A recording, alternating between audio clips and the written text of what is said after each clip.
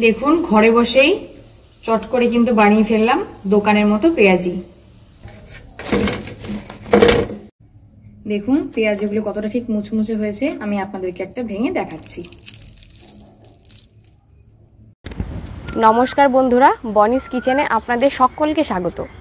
আজকে আমি আপনাদের সঙ্গে শেয়ার করব পেঁয়াজি রেসিপি। সেজন্য দেখুন এখানে আমি বড় সাইজের দুটো পেঁয়াজ কেটে নিয়েছি, দিয়ে দিচ্ছি।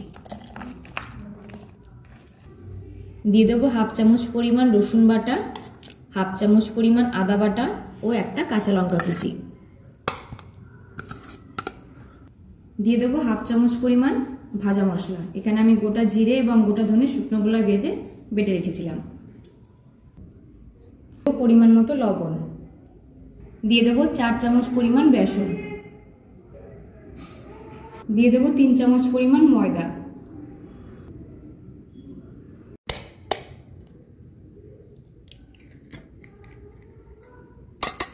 একটা ডিম আমি খুব ভালো করে ফেটিয়ে নিয়েছি। 500 গ্রাম পেঁয়াজের জন্য কিন্তু একটা পুরো ডিম ব্যবহার করা হয়। দেখুন এখানে পেঁয়াজের পরিমাণটা যেহেতু অল্প, তাই এখানে আমি হাফটা ডিম দিয়ে দেবো কিন্তু। এবার সমস্ত উপকরণগুলো আমি খুব ভালো করে মেখে নিচ্ছি।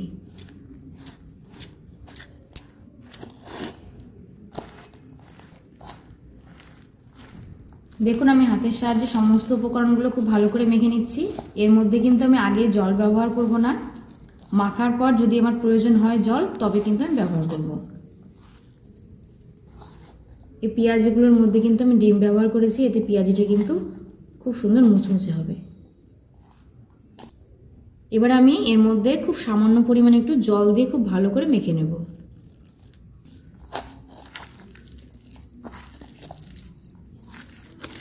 এই দেখুন খুব ভালো করে মেখে নিয়েছি।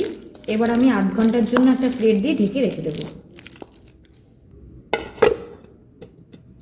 30 মিনিট হয়ে গেছে, ঢাকনাটা আমি তুলে নিচ্ছি। এবার তাহলে চলুন পেঁয়াজিগুলো আমি ভেজে নিই। পেঁয়াজি ভেজে নেওয়ার জন্য কড়াইটা খুব ভালো করে গরম করে দিয়ে দিচ্ছি সাদা তেল। এটা বেশ গরম হয়ে গেছে, এবার আমি পেঁয়াজিগুলো দিয়ে দিচ্ছি।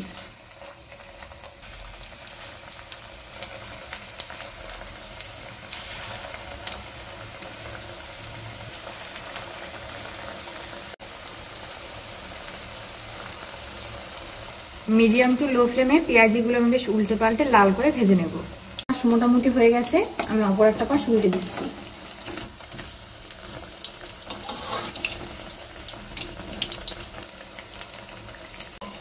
দেখুন কত অল্প সময় এবং খুব সহজেই কিন্তু ঘরে বসে বানিয়ে ফেললাম মুচমুচে পেঁয়াজি। আপনারা গরম গরম ভাতের সঙ্গে কিংবা চা মুড়ির সঙ্গে স্ন্যাক্স হিসাবে খেয়ে দেখবেন। এই পেঁয়াজিটা খেতে কিন্তু জাস্ট অসাধারণ লাগে। দেখতেই পাচ্ছেন কতটা সুন্দর ফুলেছে এবং দেখতে খুব সুন্দর লাগছে। এটা খেতেও কিন্তু খুব ভালো। আজকের এই দুর্দান্ত স্বাদের পেঁয়াজি রেসিপি আপনাদের কেমন লাগলো আমাকে কিন্তু কমেন্ট করে জানাতে ভুলবেন না। ভালো লেগে থাকলে লাইক করবেন, শেয়ার করবেন আর আমার এই চ্যানেলটা সাবস্ক্রাইব করে আমার পাশে থাকবেন। ধন্যবাদ।